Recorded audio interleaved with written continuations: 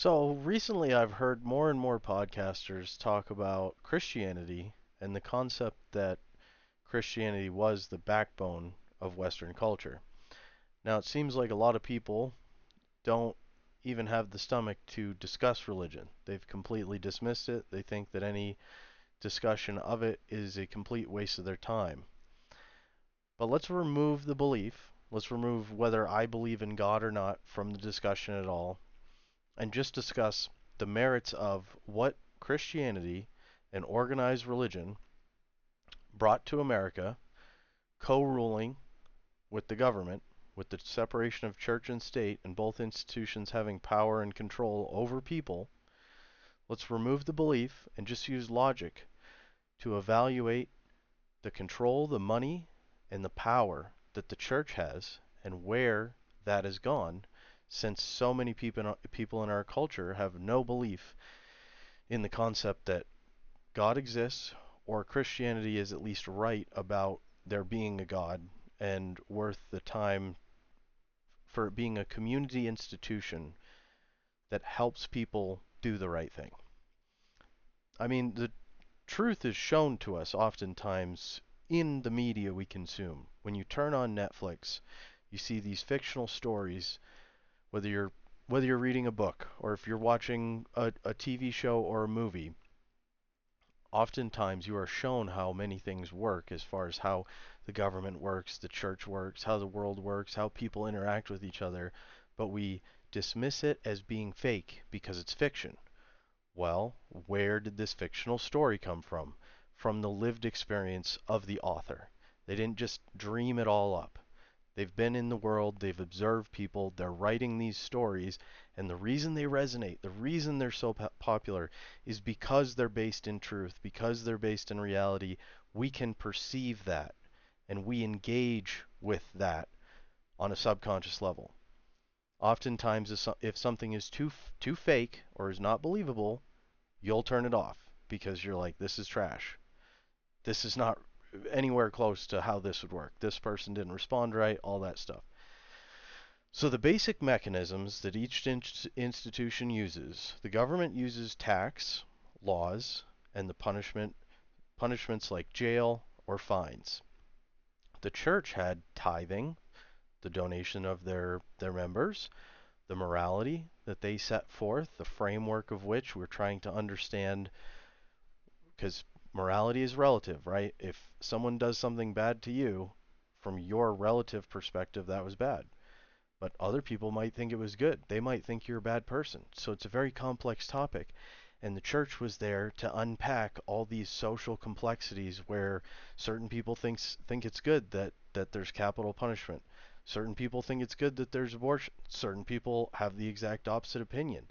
And instead of just being ignorant to what the other person thinks, this community engagement in church fostered discussion and thus fostered understanding, because when you unpack things, you can understand why the other side thinks the way that they do. Even if you still disagree with them, at least you don't think they're ignorant and you hate them to the very core because you think that they're too dumb to exist. They don't deserve to be a human being.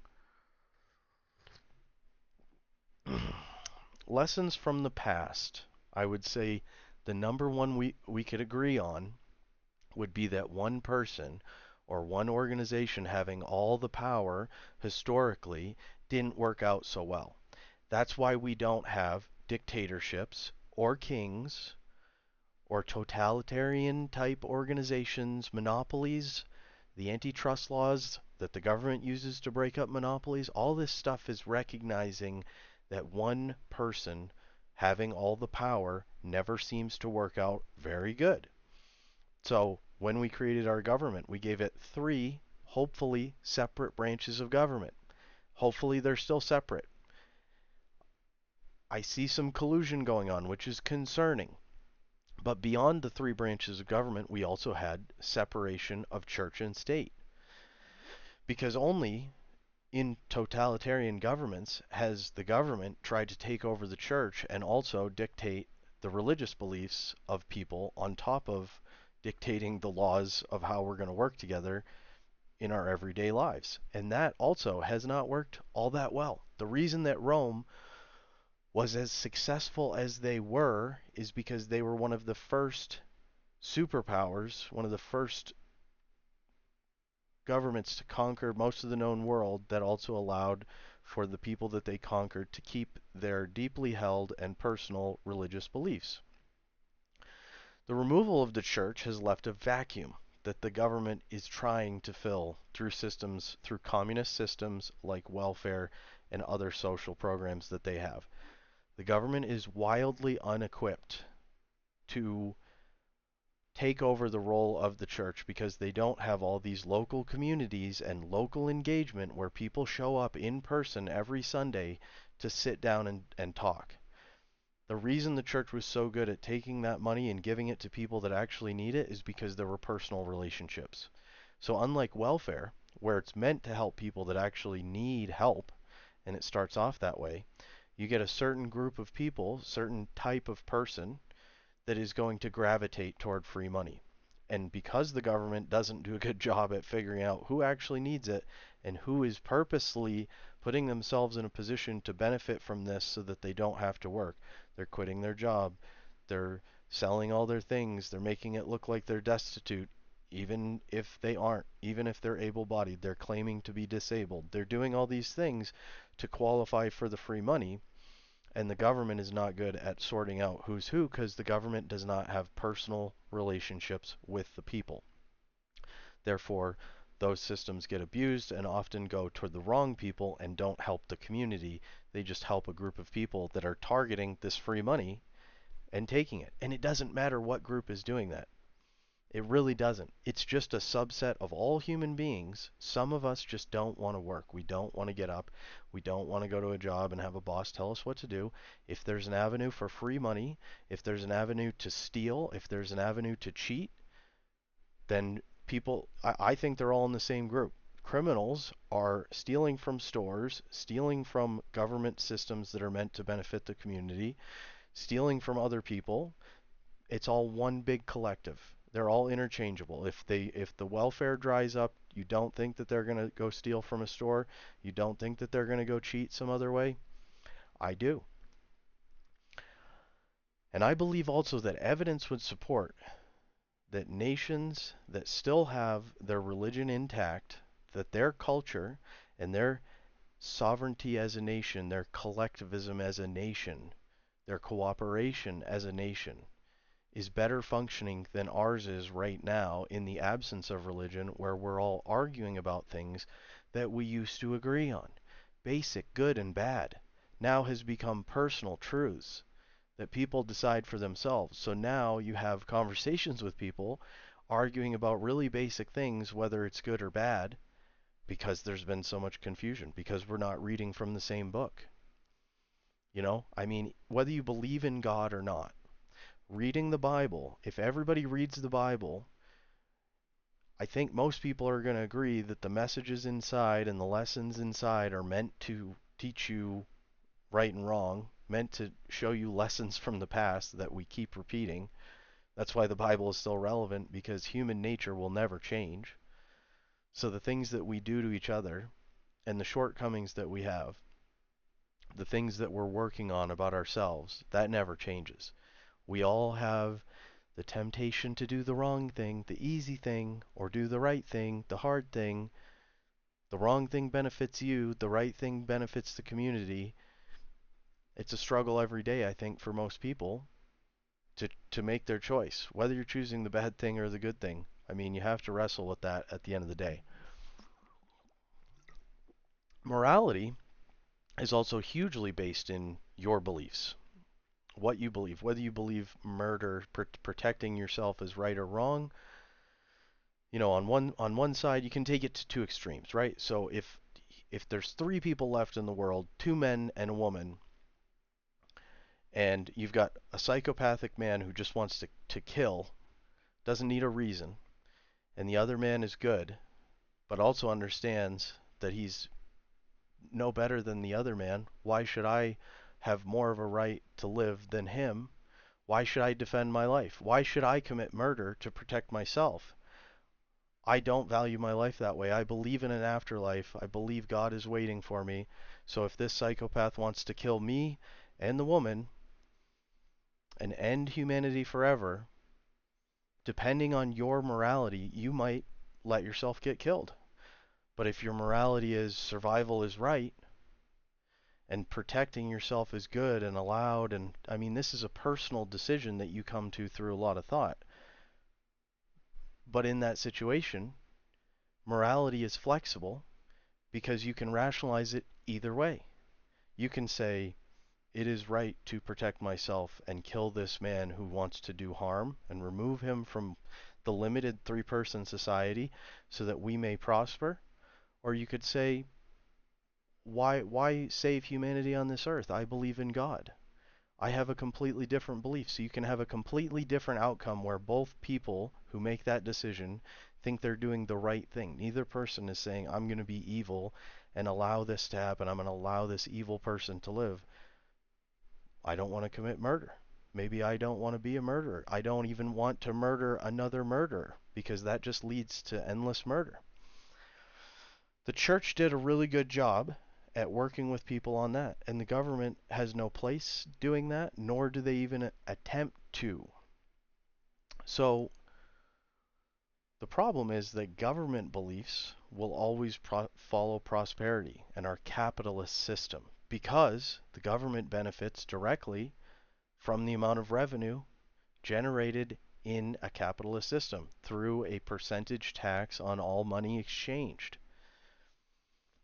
Whereas the church was much more of a communist organization. The church was much more, and there were flaws in it, and there were some churches that weren't doing this, but the core belief of the church was to take money from those who had excess, store it, and redistribute that wealth or vegetables, whatever was donated, because it doesn't always have to be money.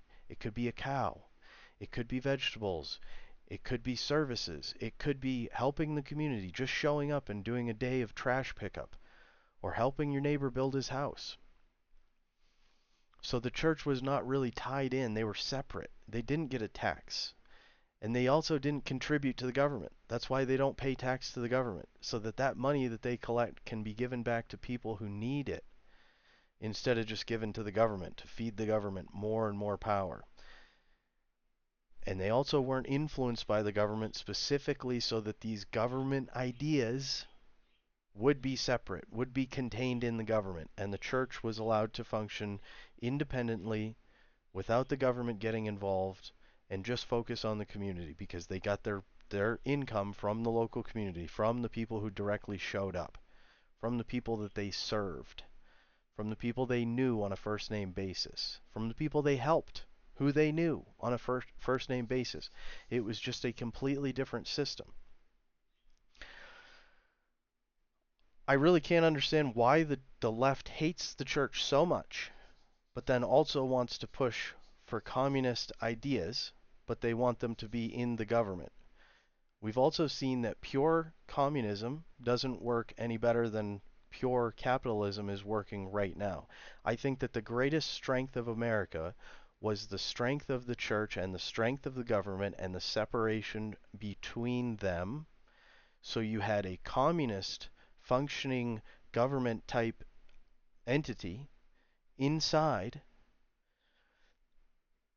that completely use different mechanisms than the government does. We've all seen westerns or movies about mafia where these people completely disrespect the laws of man